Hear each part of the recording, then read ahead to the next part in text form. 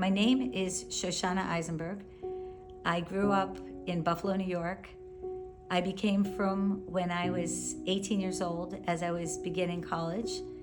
I did that whole process over a couple of years, actually with who eventually became my husband, who eventually became my ex.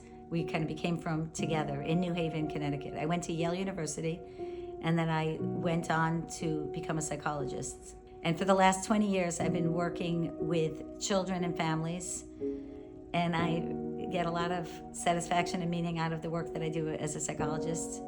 I have 8 children, and now, Kanai I have 14 grandchildren. I have a little baby granddaughter that was just born this week. And I enjoy being a mother now and before. I enjoy being a grandmother. Not every rabbi who's willing to say privately you're doing the right thing is willing to go publicly on the record and to speak up for women that need that.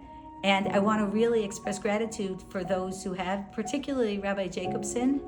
I know the story very well, and we've been trying for quite a few years.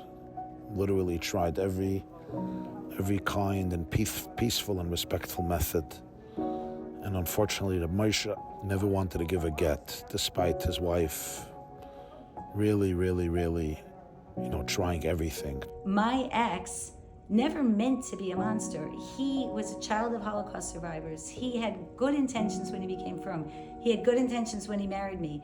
But he has a lot of emotional disturbance, and it took over his life. It took over his life to where, after many years of struggling to make it work, I understood that I could not live and continue in the marriage. I got cancer twice, and I'm not blaming him, but the stress of that constant struggle was absolutely what caused it. And I realized that to save myself, I really needed to get out. One after another, each new rabbi or mutual friend would try to speak to him and try to build trust and try to listen to him and validate him, because it seemed that that's what he needed. But then eventually when they said, okay, given all of that, let's try to move on, he would absolutely dig in his heels and refuse. As one therapist to whom they both went to told me in his words, he says, listen, you cannot force a couple to stay married. You can't force a husband to stay in a marriage. You can't force a wife to stay in a marriage. Reb Moshe was saying his wife is making a terrible mistake. She's splitting up the family. They have 8 children who don't speak to him. It's not fair. He wants shalom bayis. Reb Moshe says no. People convinced her. People persuaded her. Even if that's the case, it's not, but even if that's the case, you can't force a person to stay in a marriage. When a woman wants a get, you give a get. He feels right now that he is in a defensive war for his identity, for his life, for his name. And even when we try to give him that and say, okay, it's not your fault, no one is blaming you, this is what it is, he perceives it as blame.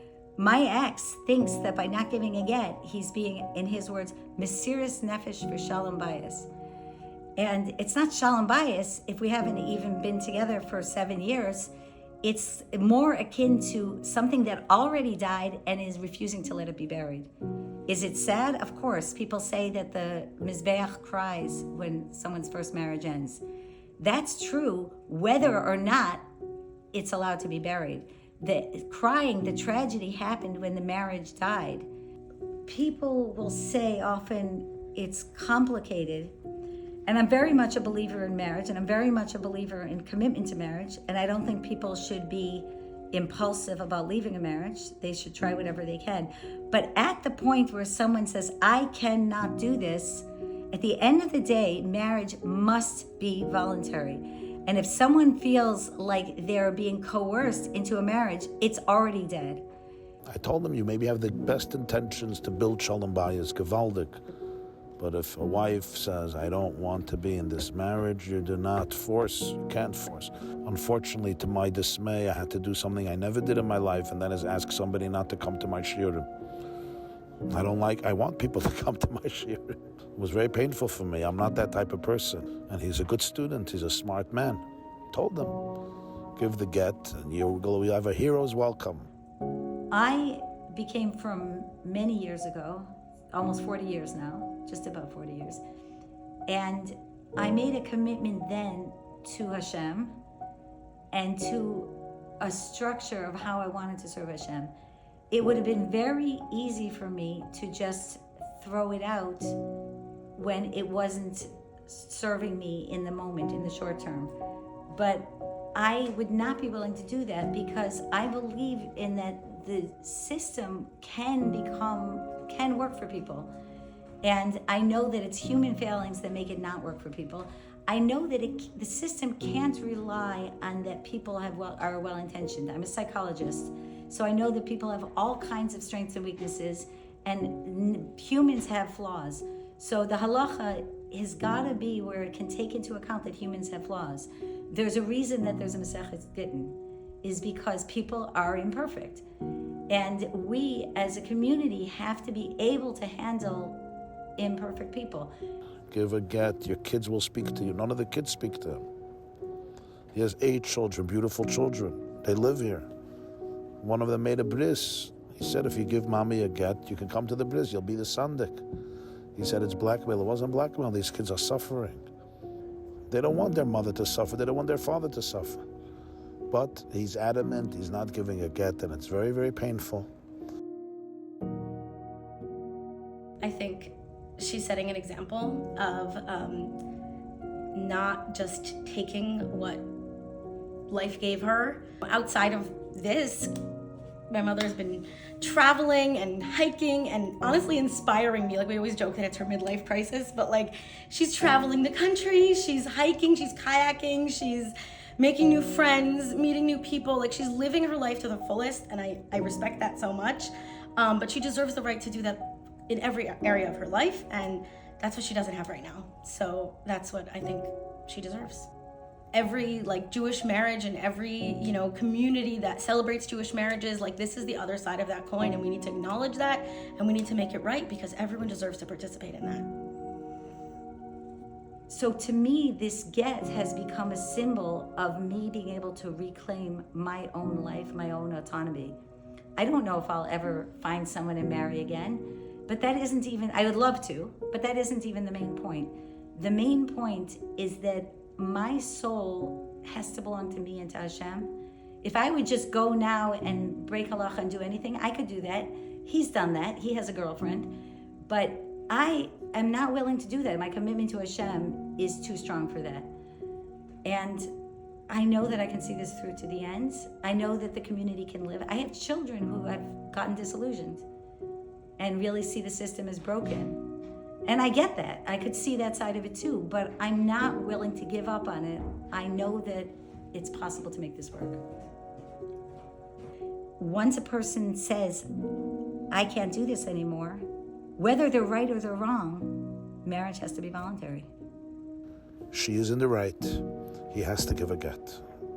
He has to give a get. And I believe that today the right thing is anyone who can have any influence.